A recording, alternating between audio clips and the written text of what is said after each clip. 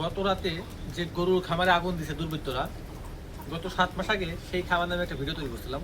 তো আসসালামু আলাইকুম খামারি ভাইরা, আজকের এই ভিডিওটা আপনাকে টু জেড জানাবো যে এই গ্রামের মানুষ কতটা হিংসুটে, এই গ্রামের মানুষ কতটা মূর্খ বর্বর।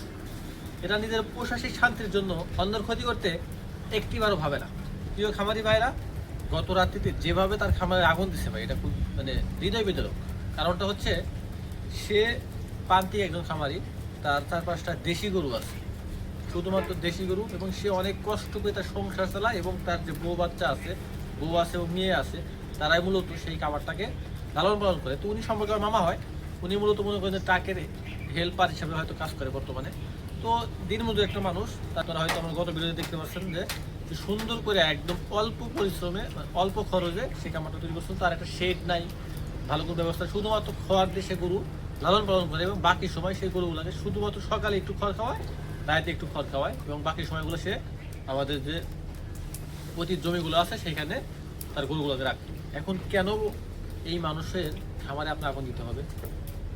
এই দুনিয়ায় ভাই কেউ কারো ভালো চায় না, বিশেষ করে আমাদের যারা গ্রামে থাকি তারা বুঝতে পারবেন। এবং আমি যে খামারটা করতেছি এইটা নিয়ে যে গ্রামের মানুষের কত রকম কথা, কত রকম ট্রোল, কিন্তু ভাই দিন শেষে যখন তারা আপনাকে সামনাসামনি আঘাত করতে পারবে না, তখনই কিন্তু তারা পিছন থেকে ক্ষতি করার চেষ্টা করে। যেমন এই মামার খামারে তারা যদি সুযোগ পাইতো, আমার মনে হয় যে তারা একদম গরুর গায়ে পেট্রোল ঢেলে আগুন ধরাই দিত, কিন্তু সেটা তারা পায় নাই।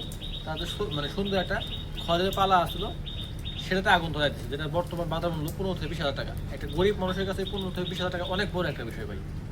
এবং তারা কষ্ট করে সেই আগুনটা নিভানোর পরে সারাটা সকাল থেকে শুরু করে সেই খড়গুলো সারা আবার পুনরায় শুকাইতে দিচ্ছে রইতে। এই যে একটা মানুষের ক্ষতি করলেন আপনি, কেন করলেন? সে কি আপনার কোনো ক্ষতি করছে? আমার জানা মতে সে বাড়িতে থাকে না, তার কারোর সাথে কোনো ওরকম শত্রুতা নেই। তাকে হয়তো কোনো মানুষ শত্রু ভাবে, সে যে একটু কষ্ট করে ভালো চলতেছে এটা হয়তো কারো সহ্য হয়ে যাচ্ছে না। এই যে মানুষের, গ্রামের মানুষের যেরকম মেন্টালিটি ভাই, এটা কখনো চেঞ্জ হবে না। আমি আশা করি আল্লাহ তাআলা অতি উত্তম পরিকল্পনাকারী এবং উত্তম বিচারকারী, তিনি এটার বিচার করবেন ইনশাআল্লাহ। যেহেতু এটার কোনো সাক্ষী নাই, প্রমাণ নাই, তবে উপরে একজন দেখছে ভাই, এটা অবশ্যই সে উপযুক্ত শাস্তি পাবে ইনশাআল্লাহ। আমিও আল্লাহর কাছে বিচার দিয়ে রাখলাম, যারা এইরকম মেন্টালিটিতে আছে, আমি আল্লাহর কাছে বিচার দিয়ে রাখতেছি, তারা যেন এটার শাস্তি যাতে দুনিয়াতে ভোগ করে।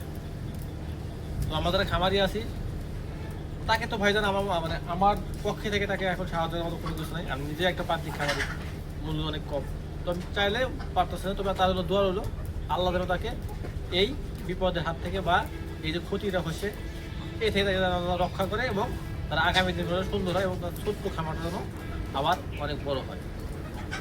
তো সবাই আমার জন্য দোয়া করবেন। আসসালামু আলাইকুম।